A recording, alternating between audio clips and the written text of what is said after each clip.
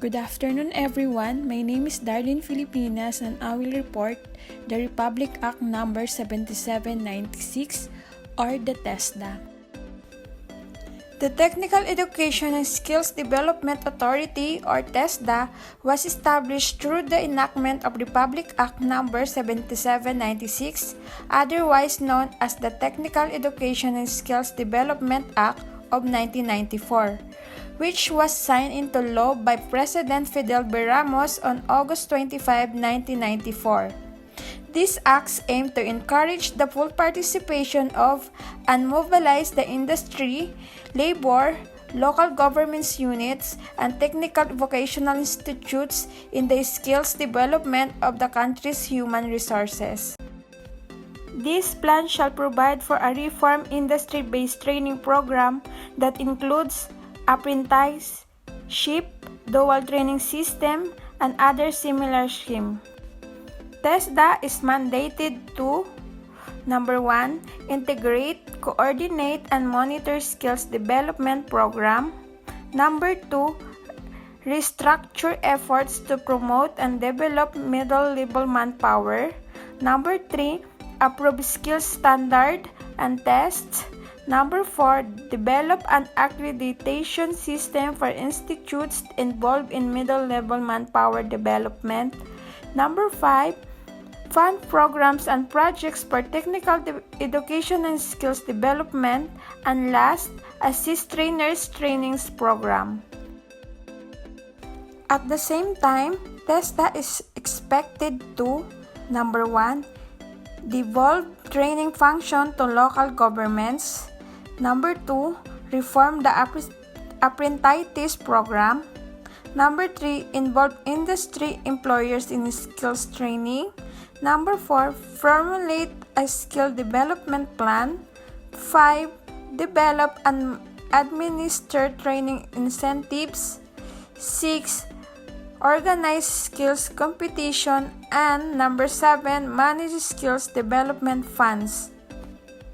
Overall, TESDA formulate manpower and skills plans, set appropriate skills standard and tests, coordinate and monitor manpower policies and programs, and provide policies, direction, and guidelines for resource allocation for the TBET Institute in both the private and public sectors. Today, TESDA has evolved into an organization that is responsive, effective, and efficient in delivering merit service to its client. To accomplish its multi-pronged mission, the TESDA board has been formulating strategies and programs geared towards yielding the highest impact on manpower development in various areas, industry sectors, and institutions. The other topic is Republic Act No. 7836 or the Philippine Teachers Professionalization Act of 1994.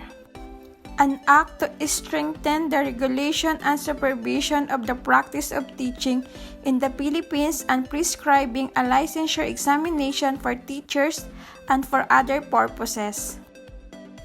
Under Article No. 3, Examination and Registration, Section 13. Examination, registration, and license required, except as otherwise specifically allowed under the provision of this Act.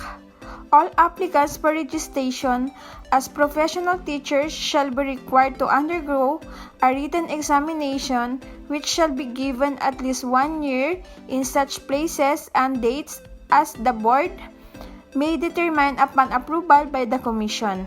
A valid certificate of registration and a valid professional license from the Commission are required before any person is allowed to practice as a professional teacher in the Philippines, except as otherwise allowed under this Act.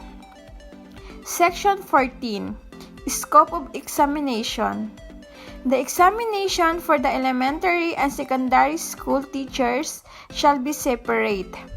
The examination for teachers in the elementary level shall consist of 2 parts, namely professional education and general education.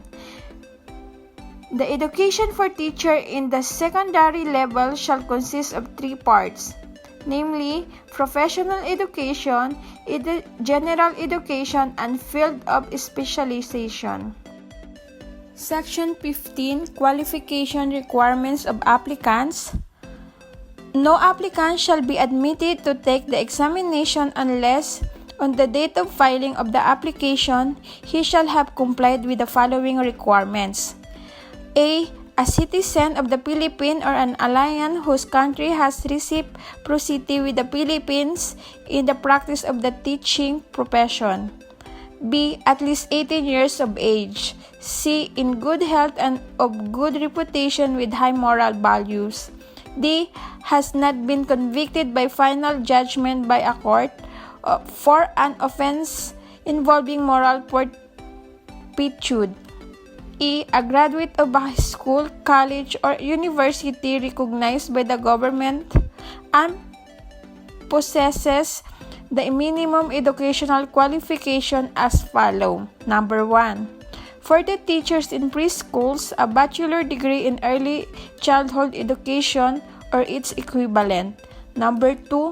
For teachers in the elementary grades, a bachelor degree in elementary education or its equivalent.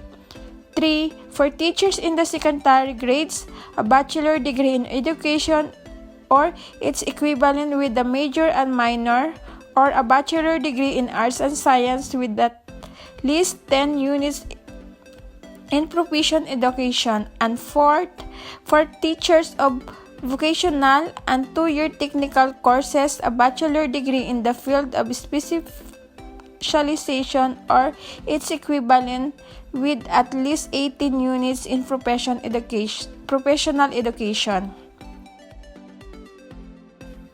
Section 16. Report of the results of the examination. The board shall, within 120 days after the examination, report the ratings obtained by each candidate to the Professional Regulation Commission for approval and appropriate action. Section 17. Issuance of Certificate of Registration and Professional License. The registration of a professional teacher commences from the date his name is enrolled in the roster of professional teachers.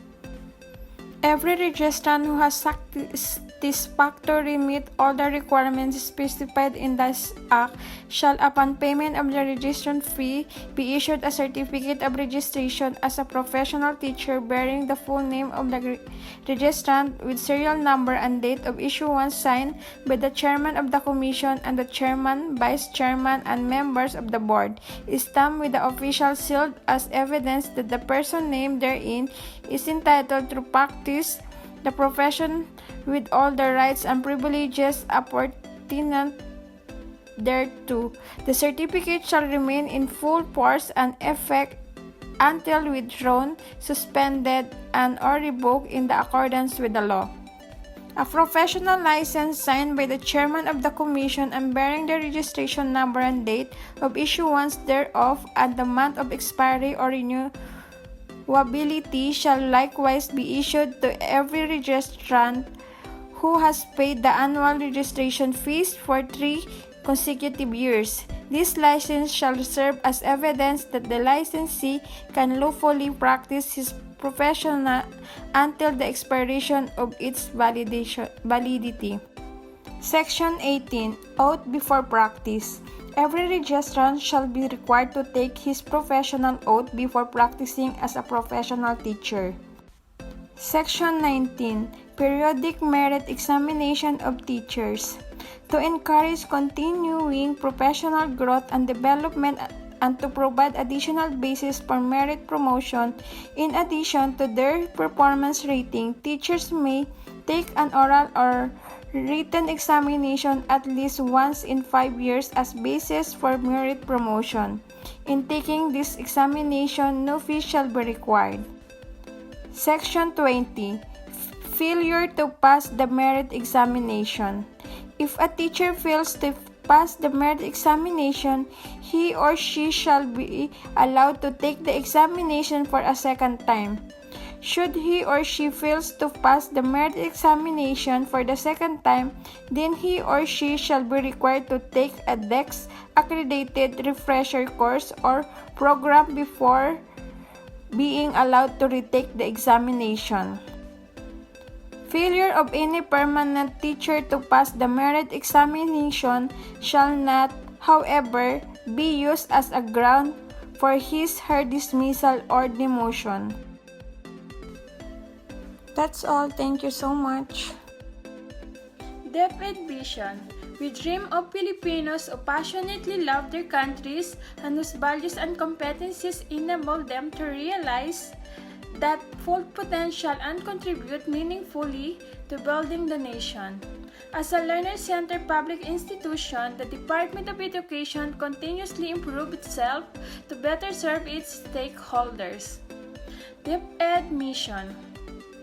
To protect and promote the right of every Filipino to quality, equitable, culture-based, and complete basic education where the student learn in a child-friendly, gender-sensitive, safe and motivating environment. Teachers facilitate learning and constantly nurture every learners.